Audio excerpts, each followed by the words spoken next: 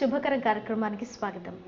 గత వారం శ్రీకరం శుభకరం కార్యక్రమంలో అసలు నెగిటివ్ ఫోర్స్ అంటే ఏమిటి, నెగిటివ్ ఫోర్స్ యొక్క లక్షణాలు ఏ విధంగా ఉంటాయో ప్రఖ్యాత జ్యోతిష్య శాస్త్ర భూగర్భ శాస్త్ర నిపుణులు శ్రీ ప్రసాద్ గారు తెలియచేయగా విన్నాం కదా. మరి ఈ వారం నెగిటివ్ ఫోర్స్ యొక్క లక్షణాలు, అలాగే ఎవరైనా వ్యక్తి నెగిటివ్ ఫోర్స్ కనుక గురైతే వాళ్ళల్లో ఎలాంటి పరిణామాలు చోటు చేసుకుంటాయి, ఎలాంటి మార్పులు వస్తాయి, మరి ఆ సమస్యల బారి నుండి ఎలా బయటపడాలి, వాటికి ఎటువంటి రెమెడీస్ మనం తీసుకోవాలి, ఈ విషయాలన్నీ ప్రసాద్ గారిని అడిగి తెలుసుకుందాం. ముందుగా మీతో పాటు వారికి కూడా స్వాగతాన్ని తెలియజేస్తూ మన ఈ వారం శ్రీకరం శుభకరం కార్యక్రమాన్ని ప్రారంభిద్దాం.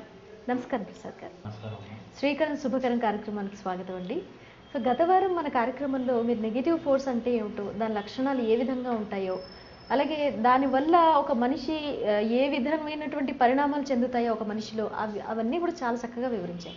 అయితే ఈ వారం నెగిటివ్ ఫోర్స్కి సంబంధించి మరిన్ని ఆసక్తికరమైన విషయాలు తెలియజేస్తా అన్నారు. అయితే మాకు ఒక చిన్న సందేహం వస్తుందండి. ముఖ్యంగా యూత్లో అంటే యువతరం కనుక ఈ నెగిటివ్ ఫోర్స్కి గురైతే ఎలాంటి మార్పులు వస్తాయంటారు వాళ్ళల్లో? అమ్మ, చాలా మంచి ప్రశ్న అడిగావమ్మా. యువతీ యువకుల్లో కనుక నెగిటివ్ ఫోర్స్ కనుక ఉంటే, ముఖ్యంగా పెళ్ళి కాని అమ్మాయిల్లో కానీ అబ్బాయిల్లో కానీ నెగిటివ్ ఫోర్స్ కనుక ఉంటే పెళ్ళిళ్ళు అవ్వకపోవడం జరుగుతుంది. ఎన్ని పూజలు చేసినా ఎన్ని హోమాలు చేసినా పెళ్ళిళ్ళు కుదరకపోవు. ఎందుచేతనంటే నెగిటివ్ ఫోర్స్ ప్రభావం ఎంత తీవ్ర స్థాయిలో ఉంటుందంటే గ్రహాల నుంచి వచ్చినటువంటి వేవ్స్ పక్కకు తప్పుకోవడం జరుగుతుంది. ఎంత బాగున్నటువంటి గ్రహస్థితి అయినా సరే పక్కకు తప్పుకోవడం జరుగుతుంది. దాని వలన పెళ్ళిళ్ళు లేట్ అవుతాం కానీ లేదా పెళ్ళిళ్ళు కుదరకపోవడం కానీ జరుగుతుంది.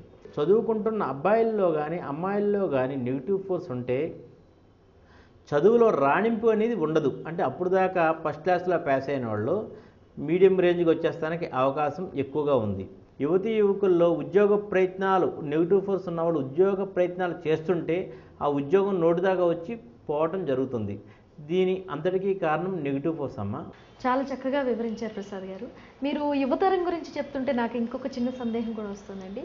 చిన్నపిల్లలు అంటే స్కూల్కి వెళ్ళే పిల్లలు, వాళ్ళల్లో కూడా నెగిటివ్ ఫోర్స్ అనేది ఉంటుందంటారా? అంటే వాళ్ళు కూడా నెగిటివ్ ఫోర్స్కి గురయ్యే అవకాశం ఉందంటారా?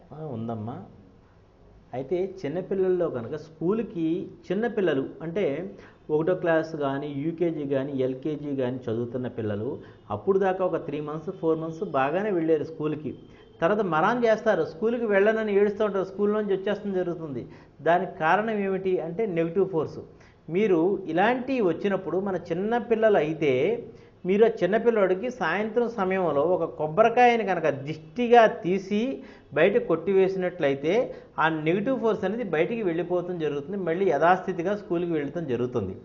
అలాగే 5th నుంచి 10th క్లాస్ చదివిన పిల్లల్లో నెగిటివ్ ఫోర్స్ కనుక ఎంటర్ అవుతే అప్పుడు దాకా 80% 85% మార్కు వచ్చిన పిల్లల్లో 40% 35% రేంజ్కి దిగజారిపోతారు. దానికి కారణం నెగిటివ్ ఫోర్స్ లేదా గ్రహస్థితి ప్రభావమైనా అయి ఉండాలి.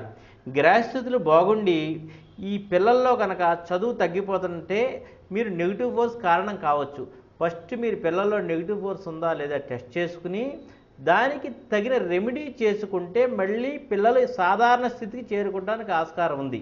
చూశారు కదండి, ప్రసాద్ గారు చెప్పినట్టుగా అటు యువతరం ఇటు పిల్లల్లో కూడా అంటే వీళ్ళిద్దరూ కూడా నెగిటివ్ ఫోర్స్కి గురయ్యే అవకాశం ఉందంటున్నారు. అయితే వాళ్ళు నెగిటివ్ ఫోర్స్కి గురయ్యారు అన్న విషయం మనం తెలుసుకోవడం అనేది కొంచెం కష్టతరమైన విషయం కదండి. ఒకవేళ వాళ్ళు కనుక నెగిటివ్ ఫోర్స్కి గురైతే మరి వాళ్ళల్లో ఉన్నటువంటి నెగిటివ్ ఫోర్స్ని తొలగిస్తేనే కదా మళ్ళీ చక్కగా వాళ్ళకి భవిష్యత్తు మున్ముందు బాగుండడానికి మనకు ఒక అవకాశం ఉంటుంది. కాబట్టి మీ పిల్లల్లో కానీ అలాగే ఉద్యోగస్తులు చదువుకునేటువంటి వాళ్ళందరూ కూడా మీలో ఉన్నటువంటి నెగిటివ్ ఫోర్స్ని తొలగించుకుని చక్కటి పరిష్కార మార్గం చూసుకోవాలి అనుకున్నట్లయితే స్క్రీన్పై కనిపిస్తున్నటువంటి నంబర్స్కి ఫోన్ చేసి ప్రసాద్ గారి అపాయింట్మెంట్ తీసుకుని వారిని సంప్రదించి మీకున్నటువంటి సమస్యని వారితో కనుక వివరంగా తెలియజేస్తే మీకు ఒక చక్కటి పరిష్కార మార్గాన్ని తెలియజేస్తారు. తద్వారా చక్కటి ఫలితాలు కూడా మీరు పొందొచ్చు. అలాగే ప్రసాద్ గారు, ఇక నెగిటివ్ ఫోర్స్ గురించి అంటే ఎన్ని రకాలుగా నెగిటివ్ ఫోర్స్ ఒక మనిషిని ప్రభావితం చేస్తుంది అనేది చెప్తున్నారు. అయితే పెళ్లి కావాల్సిన యువతీ యువకులపై ఇది ఏ విధంగా ప్రభావితం చూపిస్తుందంటారు? పెళ్లి కాని యువతీ యువకుల్లో నెగిటివ్ ఫోర్స్ ఉంటే ఇలాంటి ప్రభావం జరుగుతానికి ఆస్కారం ఉంది. ఎలాగంటే ఫస్ట్ గ్రహస్థితి పరిశీలించుకోవాలి. అబ్బాయిది కానీ అమ్మాయిది కానీ గ్రహస్థితి పరిశీలించుకోవాలి. గ్రహస్థితి బాగుండి పెళ్ళి అవ్వకపోతే ఆ బాడీలో నెగిటివ్ ఫోర్స్ ఉన్నట్లుగా నిర్ధారణ చేసుకొని దానికి తగినటువంటి రెమెడీ చేసుకుంటే మీకు పెళ్ళిళ్ళు అనేది గమ్మును కుదురుతానికి ఆస్కారం ఉంది. అలాగే పెళ్ళి కానీ అబ్బాయిల్లో కానీ అమ్మాయిల్లో కానీ 26 సంవత్సరాల నుంచి వాళ్ళ మేనమామలు కానీ తల్లిదండ్రులు కానీ పెళ్లి సంబంధం చూస్తున్నారు. 35 సంవత్సరాలు వచ్చేసినాయి, అయినా సరే పెళ్ళిళ్ళు కుదరకపోవట్లేదు. ఎందుకు కుదరట్లేదు అంటే గ్రహస్థితి అంతా బాగానే ఉంది. దానికి రీజన్ ఏంటి? రీజన్ ఏం కనిపించదు పైకి. బాడీలో నెగిటివ్ ఫోర్స్ ఉన్నప్పుడే ఇలాంటి ప్రాబ్లమ్స్ వస్తానికి ఆస్కారం ఉంది. కాబట్టి ప్రతి ఒక్కరూ కూడా పెళ్ళి కావలసిన అమ్మాయిలు కానీ అబ్బాయిలు కానీ నెగిటివ్ ఫోర్స్ ఉందా లేదా అని ముందు పరీక్షించుకోవాలి. చూసుకున్న తర్వాత దాన్ని తొలగించుకుంటే మీకు సకాలంలో పెళ్ళిళ్ళు అయ్యి మీ కుటుంబంతో సంతోషంగా ఉండడానికి ఆస్కారం ఉంటుంది. అలాగే ప్రసాద్ గారు, ముందుగా అంటే ఏ సమస్యకైనా కూడా మీరు వాళ్ళంతటా వాళ్ళు సాల్వ్ చేసుకోవడానికి ఒక చక్కటి రెమెడీ చెప్తూ ఉంటారు. ఇప్పుడు అంతగా కానప్పుడు మీలాంటి నిపుణుల్ని సంప్రదించాలి అని చెప్తూ ఉంటారు. అయితే ఈ పెళ్ళిళ్ళ విషయంలో యువతి యువకులకి మీరిచ్చే రెమెడీ ఏంటి? అమ్మ, చాలా మంచి రెమెడీలు ఉన్నాయమ్మా. ఫస్ట్ నెగిటివ్ ఫోర్స్ ఉంటే కనుక యువతి యువకుల్లో పెళ్ళి కానీ అమ్మాయిలు కానీ అబ్బాయిలు కానీ వాళ్ళకి చక్కని రెమెడీ చెప్తున్నాను. ఉప్పు కళ్ళు అంటే కళ్ళుప్పు కనుక చేతుల్లో 2 చేతుల్లో తీసుకుని నా యొక్క నెగిటివ్ ఫోర్స్ అంతా ఈ ఉప్పు కళ్ళలోకి వచ్చారని ఏ భావన మనసులో లేకుండా ప్రార్థన చేసినట్లయితే 10 నిమిషాలు 5 నిమిషాలకి చేతి వేళ్లలో కదలిక ఉంటుంది. కదిలిది ఆగిపోయిన తర్వాత ఈ ఉప్పు కళ్ళను తీసుకుని ఒక డ్రైనేజీలో వేసి నీళ్ళు వేసి వచ్చి విఘ్నేశ్వరుడు ఎందు దీపారాధన నుంచి ఒక బెల్లం నైవేద్యంగా వచ్చి నమస్కారం పెట్టుకోవాలి. రెండో రెమెడీ ఏంటంటే మంగళవారం పూట నల్ల మినువులు కేజింపావు 3 మంగళవారాలు గోపురం ఉన్న ఆవుకి అంటే నాటు ఆవుకి సోమవారం సాయంత్రం నానబెట్టి మంగళవారం ఉదయమే లేచి స్నానం చేసి ఆవు దగ్గరికి వెళ్ళి ఈ మినువులు కనుక తినిపించినట్లయితే 3 మంగళవారాలు తినిపించినట్లయితే వాళ్ళకి త్వరలో మ్యారేజ్ అయ్యే అవకాశం ఎక్కువగా కనిపిస్తూ ఉంటుంది. విన్నారు కదండి ప్రసాద్ గారు చెప్పినట్టుగా, అంటే పెళ్లి కాని యువతి యువకుల్లో నెగిటివ్ ఫోర్స్ కనుక ఉంటే వాళ్ళు ఏ విధమైనటువంటి రెమెడీస్ తీసుకుంటే చక్కటి ఫలితాలు లభిస్తాయి, అంటే వెంటనే ఒక చక్కటి సంబంధం కుదిరే అవకాశం ఉంది అనేది వారు తెలియజేశారంటే మంగళవారం మినువులు ఆవుకి తినిపించడం ఒకటి. అలాగే ఇంకొక రెమెడీ చెప్పారు, 2 చేతుల్లోనూ ఉప్పు పట్టుకుని ప్రార్థన విఘ్నేశ్వరుడికి ప్రార్థన దీపారాధనతో చేయాలి అనేది చక్కటి రెమెడీస్. ఈ 2 కూడా మనంతటి మనమే ఇంట్లో చేసుకునేటువంటి చాలా సింపుల్గా ఉన్న రెమెడీస్. ఈ 2 కూడా మీరు చేసిన తర్వాత కూడా మీరు ఇంకా సమస్యను ఎదుర్కొంటూ ఉన్నారు అంటే బహుశా మీలో ఉన్నటువంటి నెగిటివ్ ఫోర్స్ పాళ్ళు అంటే ఆ ఒరవడి కొంచెం అధికంగా ఉన్నట్టుగా మనం అర్థం చేసుకోవాలి. అలాంటప్పుడు నిపుణులు మన ప్రసాద్ గారిని సంప్రదించినట్లయితే తప్పకుండా మీ సమస్యకు ఒక పరిష్కార మార్గం దొరుకుతుందండి. కాబట్టి స్క్రీన్పై కనిపిస్తున్నటువంటి నంబర్స్కి మీరు కాల్ చేసి వారి అపాయింట్మెంట్ తీసుకుని వారిని స్వయంగా మీరు సంప్రదించి మీ సమస్య అలాగే మీరు ఫాలో అయినటువంటి రెమెడీస్ వాటి విషయాలన్నీ కూడా వారికి వివరంగా తెలియజేస్తే తప్పకుండా మీ సమస్యకి వారు పరిష్కారం చూపిస్తారు.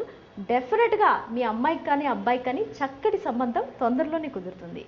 అలాగే ప్రసాద్ గారు, ఇక నెగిటివ్ ఫోర్స్కి సంబంధించి అంటే ఇటు పిల్లల్లోనూ అటు పెద్దల్లోనూ అలాగే పెళ్లి కాల్సిన యువతి యువకులకు కూడా ఈ నెగిటివ్ ఫోర్స్ బారిన పడే అవకాశం ఉంది అన్నారు. అయితే ఇంట్లో అంటే పెళ్ళి కుదరట్లేదు అబ్బాయికి కానీ అమ్మాయికి కానీ, లేదా ఇంట్లో పిల్లలకి సరిగా చదువు రావట్లేదు, ఇలాంటి వాటికి కారణాలు కొన్ని పెద్దవాళ్ళల్లో ఉన్న నెగిటివ్ ఫోర్స్ పిల్లల మీద పడడం కానీ యువకుల మీద పడడం కానీ అలాంటి అవకాశం ఏమైనా ఉందంటారా? అమ్మ, పూర్వం పెద్దలు అనేవారు మన తల్లిదండ్రులు చేసిన తప్పులు పిల్లలకు వర్తిస్తాయని అంటారు. కానీ అది కరెక్టే. కానీ నెగిటివ్ ఫోర్స్ కనుక ఇంట్లో ఏ వ్యక్తికి ఉన్నా ఎలక్ట్రోమాగ్నెటిక్ సెక్టర్లో ఉన్నాం కాబట్టి ఒకళ్ళ బాడీలోంచి వేవ్స్ ఒకళ్ళ బాడీలోకి ట్రాన్స్ఫర్ అయ్యే అవకాశం ఉంది.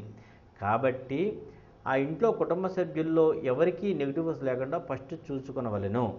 తర్వాత ఆ గృహంలో నెగిటివ్ ఫోర్స్ ఉందా లేదా అని జియోపతిక్ టెస్ట్ ఉందా లేదని పరిశీలించి ఒకవేళ గృహంలో కనుక నెగిటివ్ ఫోర్స్ కనుక ఉన్నా పెళ్ళిళ్ళు కుదరకపోవచ్చు.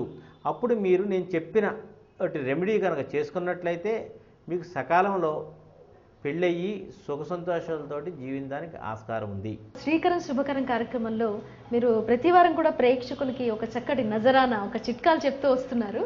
అలాగే అందులో భాగంగా ఈ వారం చాలా మందికి ఉన్నటువంటి సమస్య ఇది, ధనం లేకపోవడం, అలాగే ఉన్న ధనాన్ని కోల్పోయి అప్పుల పాలైపోయి బాధపడుతూ ఉంటారు. అలాంటి వారికి మీరు ఇచ్చే చిట్కా ఏంటి? దీనికి చాలా మంచి రెమెడీ ఉంది. కష్టపడకుండా డబ్బు రావాలంటే ఎవరికీ రాదు. కష్టపడుతూ డబ్బు రాలేదంటే దానికి చక్కని రెమెడీ చెప్తున్నాను, వినండి. సంధ్యా సమయంలో శనివారం నాడు సాయంత్రం సంధ్యా సమయంలో రావి చెట్టు చుట్టూరు కనుక నీళ్లు పోసి 11 ప్రదక్షిణలు కనుక చేసినట్లయితే అలాగే 3 వారాలు కానీ లేదా 11 వారాలు కానీ చేసినట్లయితే మీకు మంచి ఫలితాలు కలుగుతానికి ఆస్కారం ఉంది. అలాగే ఒక శనివారం చిరుచీకటి పడినప్పుడు శివాలయంలో దీపం వెలిగించి, అంటే మనం కొత్త ప్రమిద పట్టుకు వెళ్ళి దీపం వెలిగించి వస్తే దానికి కూడా మంచి ఫలితం ఉందమ్మా. విన్నారు కదండి, ఎంత చక్కటి రెమెడీ చెప్పారు. శనివారం సాయంత్రం సంధ్యా సమయంలో రావి చెట్టు చుట్టూ 11 ప్రదక్షిణాలు అలా 3 వారాలు చేస్తే ఎంతో చక్కటి ఫలితం లభిస్తుంది అంటున్నారు. ఇది ఎంతో మందికి ఉన్నటువంటి సమస్య కదండి, ధనం లేకపోవడం, అప్పుల్లో చిక్కుకోవడం, ఇవన్నీ చాలా పెద్ద సమస్య.